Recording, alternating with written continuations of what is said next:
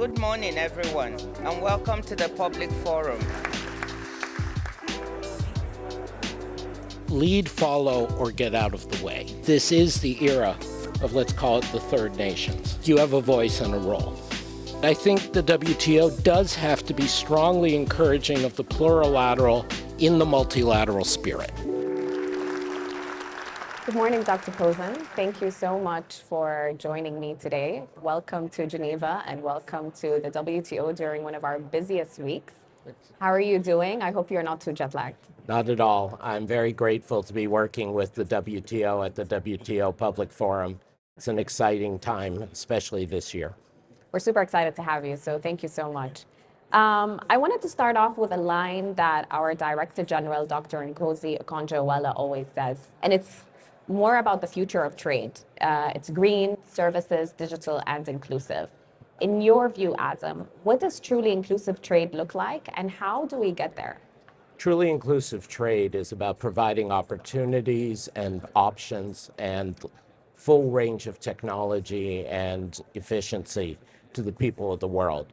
In today's digital world, not so much digital as an end to itself, but when so much of trade is not about heavy goods, it's about electronics, data, services, interactions, that it should be accessible to everyone. And that should be also a format and a platform for allowing everyone to sell.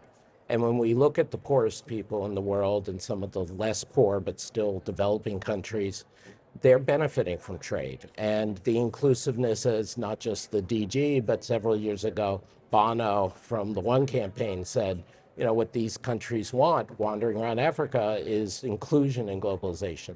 So I think part of the WTO's mission is to just carry through what it's doing for Africa, for some of the smaller economies in Central and South America, for South Asia.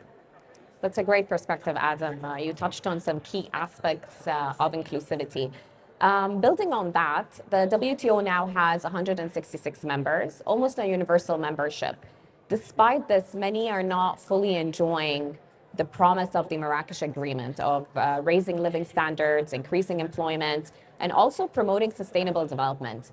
How can the WTO work to ensure that these benefits reach more people and more of our members as well? I think inherently trade is about sustainable development because it is about creating jobs and opportunities. And over time, it will lead to greening of the economy. The problem I'm much worried about is when there are good technologies to provide energy cheaply and more green with less carbon, that they won't diffuse around the world because of conflicts and barriers coming up between China, the US, the EU, and so on. I think the key thing the WTO can do is try to move away from being paralyzed by a few members who say no. And I think if we can get past that, you know, having standards, having rules, having multilateral discussion, but not in having individual countries able to block others who want to progress, the WTO can facilitate a lot of good. In April, you were with the Director General in DC, and that's when the celebrations of the 30th anniversary of the Marrakesh Agreement establishing the WTO began. Reflecting on the past 3 decades, what do you think the next 3 decades will look like for the WTO?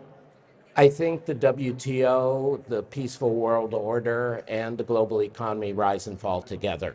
And one of the big messages the Director General and all of us here at the WTO Public Forum have been reminding people is that trade goes on, globalization goes on. It can go on in better or worse ways, but the WTO is still providing huge services to the global community, enabling consistency. We went from being the GATT to the WTO with some amount of enforcement, some amount of real use of the rules. So again, the WTO is bringing us forward. As my colleague Arvind Subramanian recently published in Foreign Affairs, the developing countries of the world converged on the rich countries until a few years ago in a way that had not been true. And trade played a key role of that, and trade played a key role in that because of the WTO. Thank you, Adam. We get to our last question. The theme of the public forum this year is reglobalization. What does this word mean to you? Reglobalization means three things, some of which I've already kind of said. The first is reinstating in people's minds that globalization is here. It's like the weather. It exists. You have to decide how to manage it, how to react it, how to make the most of it, but not it's gone away. Second, reglobalization means to me recommitment, that we understand that despite the geopolitics in the world, some of which is awful, some of which is inevitable, that commerce and trade for most human beings should be unencumbered by that. And small countries should not be bullied by big countries. And third, reglobalization is reconceiving.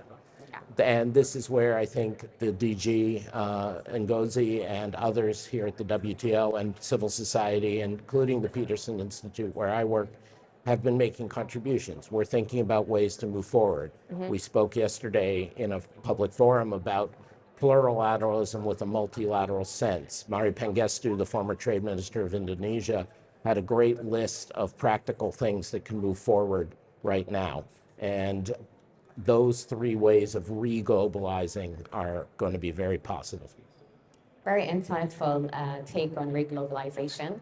Thank you so much for your time and for having a cup of coffee with me. It was such an amazing conversation, and we hope to see you soon. Thank you. Thank you for having me. To all of you joining us from around the world, stay tuned. We've got an up-and-coming voice joining us next, bringing a unique perspective to the table. See you soon.